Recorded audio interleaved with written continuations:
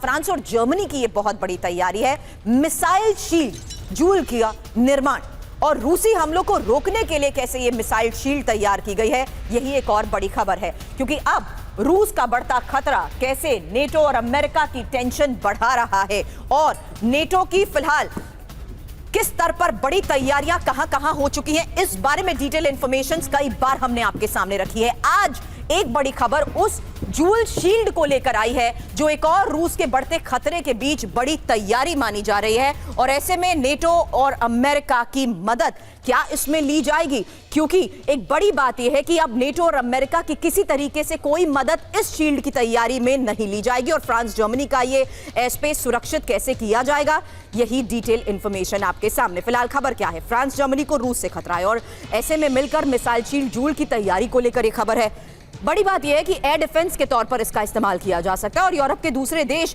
Cover नहीं करेंगे। हालांकि कैसे ये मिसाइल शील्ड जूल तैयार हो रही है, जूल यानी joint European warning early detection system और जूल ऑर्डन I2 को इंटीग्रेट करेगा।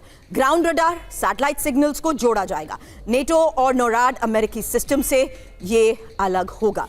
बड़ी खबर इस बीच ये है कि जर्मन चांसलर फ्रेडरिक मर्ज ने एक बहुत बड़ा बयान दिया है और कहा है कि यूक्रेन में लंबे समय तक युद्ध चलेगा। अब यूक्रेन आत्मसमर्पण नहीं करेगा और लंबे युद्ध के लिए मानसिक तौर से तैयार।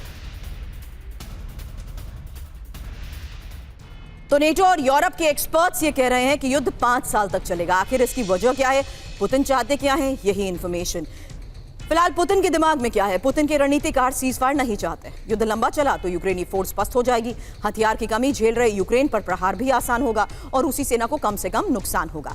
पुतिन का टारगेट है पूरे यूक्रेन पर नियंत्रण और नेटो को सबक सिखाने का रूसी प्लान भी आगे बढ़ेगा। लेकिन नेटो की चिंता क्या है, युद्ध लंबा चला तो नेटो को भी दिक्कत होगी। नेटो के खिलाफ रूस लगातार आक्रामक हो रहा है और रूस के सीधे टारगेट पर जर्मनी और पोलैंड भी हैं। हालांकि बाल्टिक देशों पर खतरा कई गुना ज्यादा बढ़ चुका है।